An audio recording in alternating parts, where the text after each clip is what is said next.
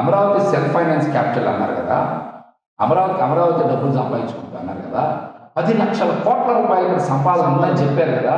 మరి 25-26 వేల కోట్ల కేంద్రం దగ్గర, ప్రపంచ బ్యాంక్ దగ్గర మోకరిల్లిపోతున్నారండి.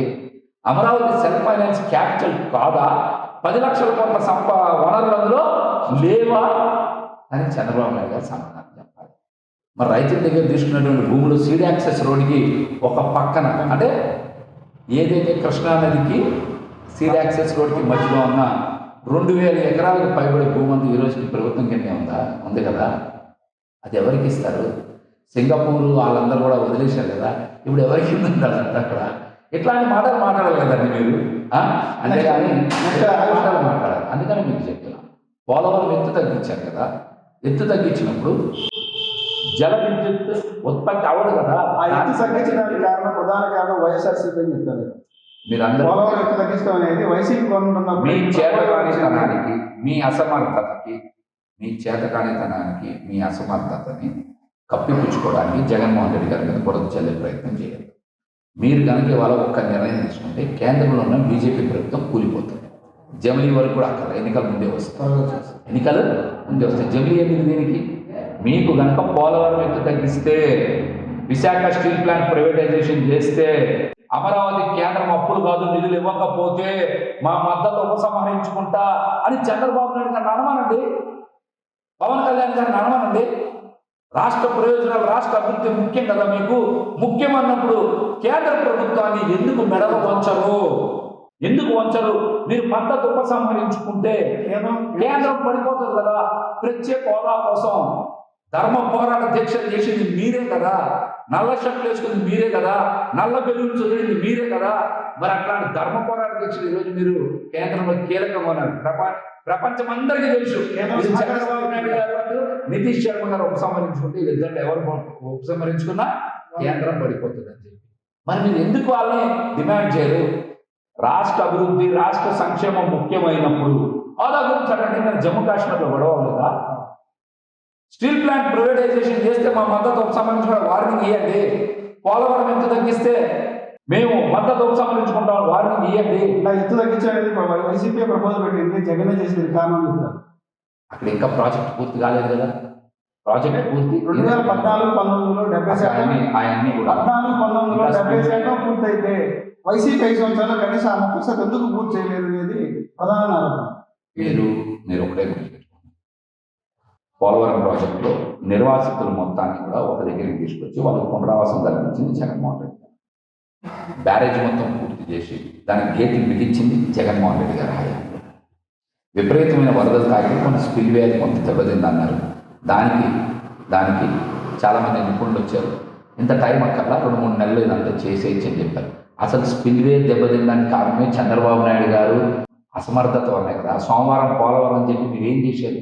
అక్కడ నాణ్యత ప్రమాణాలను ఏం పరిశీలించారు?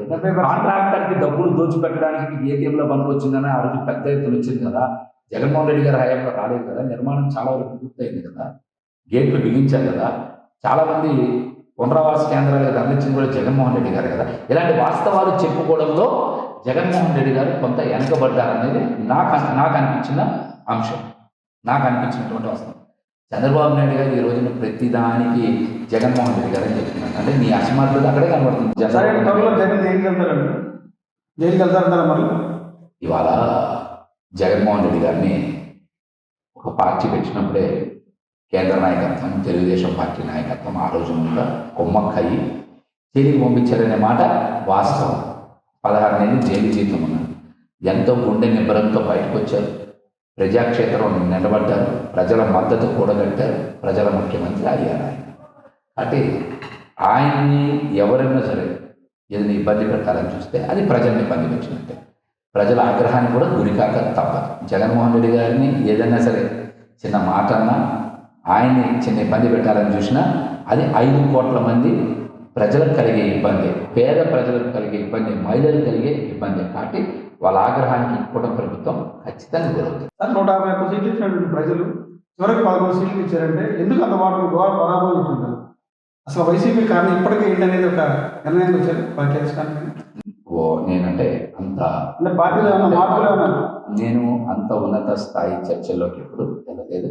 నన్ను ఇప్పటికి కూడా వాళ్ళు చాలా ఆ రోజు జగన్మోహన్ రెడ్డి గారు అనేక సందర్భాలు గౌరవం అంటే దగ్గర కారణం ఏంటంటే ఇప్పుడు మీకైనా విశ్లేషణ నేను ఎన్నికలైనా ఫలితాలు వచ్చిన 2 రోజులకి చెప్పాను. నేను ఎలక్షనీరింగ్ చేయడంలో కానీ నాయకుల్ని సమన్వయ చేయడంలో కానీ వైఎస్ఆర్సీపీ పార్టీ కొంత వైఫల్యం చెందింది. అది ఎన్నికలు పోయింది అని చెప్పింది. అంతకుమించిన కారణం అయితే నాకేమీ కనపడలేదు. ఖచ్చితంగా ఎలక్షనీరింగ్ చెయ్యలేదు, నాయకుల మధ్య సమన్వయం లేదు, అందువల్లనే ఓడిపోయింది. కానీ కూటమి బలం వలన ప్రజా వ్యతిరేకత వలన కాదు. ఎలక్షనీరింగ్ చేసి ఉంటే 40% ఖచ్చితంగా 50% ఉండేది, లేకపోతే 53% పోయేది. ఎలక్షనీరింగ్ చేయలేదు, నాయకుల మధ్య సమన్వయం అయితే లేదు. రెండోది చేసిన అభివృద్ధి కార్యక్రమాలను చెప్పుకోవడంలో వైసీపీ నాయకత్వం పూర్తిగా వైఫల్యం చెందింది.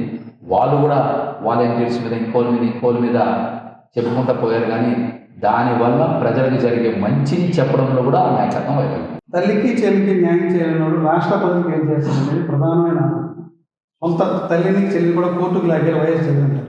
ఇందులో వాస్తవం ఏం చెప్తారు? ఇదేమి దేశ సమస్య కాదు, నిన్న కూడా చెప్పారు, మొన్న కూడా ప్రశ్న. ఇదేమి దేశ సమస్య కాదు, రాష్ట్ర సమస్య కాదు, ప్రజా సమస్య అంటే కనుక అంటే సొంత తల్లిని కోర్టుకు లాగారనేది ఒక్కటే గుర్తుపెట్టుకుంటారు. అది వాళ్ళిద్దరి మధ్య వ్యక్తిగతమైనటువంటి సమస్య. ఆ వ్యక్తిగత సమస్య వాళ్ళే పరిష్కరించుకుంటారు.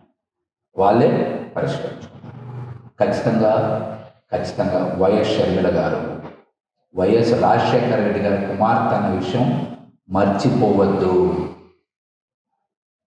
మీరు పసుపు రంగు కోసం పనిచేయడాన్ని ప్రజలు గమనిస్తున్నారు, చూస్తున్నారు. మీకు ఆస్తుల మీద హక్కు కావాలంటే మీకు పరిష్కారం చేయగలిగింది జగన్మోహన్ రెడ్డి గారు, లేకపోతే వైఎస్ విజయం గారు, మీ కుటుంబ సభ్యులే. కానీ చంద్రబాబు నాయుడు గారు కాదు కదా. ఆయన ఏం ఆస్తి రాసేవాడు కదా షర్మిల గారికి రాసేవాడు కదా. పవన్ కళ్యాణ్ చెప్తాను, నా సహోదరు షర్మిలకి థ్రెట్ ఉందండి. నిజంగా థ్రెట్ ఉందంటారా వైసీపీ పార్టీ నుంచి? పవన్ కళ్యాణ్ గారు ఏదో ప్రచారం కోసం మాట్లాడారు. మీరు వైఎస్ షర్మిల గారికి మీరేమీ థ్రెట్ లేదు. రాష్ట్రంలో మహిళలకి కూటమి ప్రభుత్వం రక్షణ కల్పించమని చెప్పండి. పిఠాపురంలో మహిళల మీద దాడి చేసి వాళ్ళకి రక్షణ కల్పించమనండి. తెనాల్లో మహిళల మీద దాడి చేస్తే రక్షణ కల్పించమనండి. గుడ్లవల్లేరు కాలేజీలో మహిళలు ఇబ్బంది పడితే అక్కడ రక్షణ కల్పించమనండి. రాష్ట్రంలో ఉన్న మహిళలకి రక్షణ కల్పించే బాధ్యత తీసుకోమని చెప్పండి. షర్మిల గారు కాంగ్రెస్ పార్టీ ఈ రాష్ట్ర అధ్యక్షురాలని, ఆమెకు మీరేం రక్షణ కల్పించాల్సిన అవసరం లేదు. ఇదేదో ప్రచారానికి వాడుకోవడమే. నేను కూడా ఏదో కల్పిస్తానని జగన్మోహన్ రెడ్డి గారి మీద ద్వేషంతోనూ ఏదో మాట్లాడే మాటలు. కానీ అసలు మీ బాధ్యత ఏంటి? ఆమె అడిగినప్పుడు మీరు చేయండి. అసలు ఆమె అడగకుండానే మీరు ప్రచారం కోసం అదే మాటలు మాట్లాడుతున్నారు. మహిళలు ఇన్ని వందల మంది మీద దాడులు జరిగినాయి, మీరు ఎందుకు మాట్లాడాలా? వాళ్ళకి రక్షణ ఎందుకు కల్పించాలా? ఆత్మహత్యలు చేసుకున్నారు, ఎందుకు వాళ్ళకి రక్షణ కల్పించాలా?